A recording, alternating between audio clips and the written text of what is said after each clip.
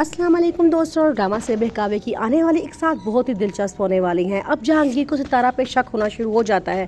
वो उसे डायरेक्ट कहता है कि तुम्हें हमारा क्या भरोसा, तुम किसी को जहर दे सकती हो अपने मकासद के लिए, तुम तो कुछ भी कर सकती हो, तुम तो जेल भी जा सकती हो। जब वो सितारा से ये सारी बातें कहता है तो सितारा बड़ा हैरान होकर उसकी तरफ देखती है, क्योंकि वो जान चुका होता है कि अब सितारा उसके पास भी नहीं टिकेगी और उसके अमीर मालदार चचा के पास चली जाएगी, क्योंकि वो उससे पहले ही बहुत ज़्यादा मुतासिर हो चुकी है और चचा ने उसको सोने की अंगूठी भी गिफ्ट की है।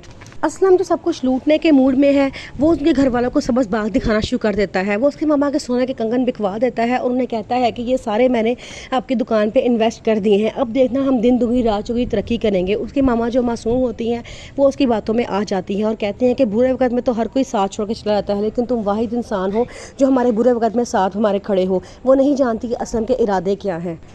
जीनत को एक बहुत बड़ी कंपनी से ऑफ़र आती है खाना पकाने के लिए। वो बड़ा खुश होती है। वो वहाँ जाकर उन्हें हर तरह से यकीन दिलाती है कि आप फ़िक्र ना करें, हमारे खाने बड़े अच्छी क्वालिटी के होते हैं, हम ख़राब मसाले का इस्तेमाल नहीं करते, क्योंकि हमारे लिए लोगों की कस्टमर की सेहत बहुत अहम होती है। आगे से वो बड़ा खुश होते हैं और उसे कंपनी में रख लेते हैं।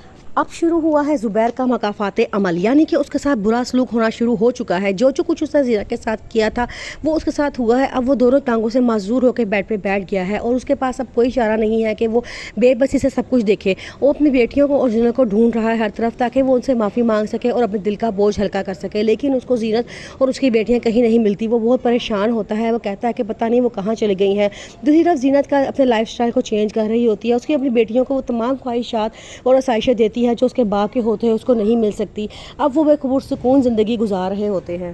सितारा जहांगीर से कहती है कि वो बैग काफ़ी दिनों से यहाँ पड़ा हुआ है, मैं चाहती हूँ कि उस बैग को खोला जाए। 5 महीने हो गए हैं, हमें उस बैग का कोई फ़ायदा नहीं हुआ। जहांगीर जो पहले ही उस बैग से सारे पैसे निकाल चुका होता है, वो उसे काफ़ी टालने की कोशिश करता है और कहता है कि तुम अभी रहने दो, अब इस बैग को नहीं खोलते। लेकिन सितारा को भी भाम जाती है कि कोई ना कोई गलती ज़रूर है या गड़बड़ ज़रूर है, जो वो मुझे इस बैग को ना तो हाथ लगाने दे रहा है ना ही खोलने दे रहा है।